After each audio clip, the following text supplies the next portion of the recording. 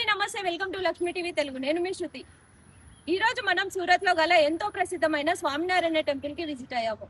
శ్రావణ మాసం మొదటి రోజు కారణంగా దేవాలయంలో ప్రత్యేక పూజలు నిర్వహించారు.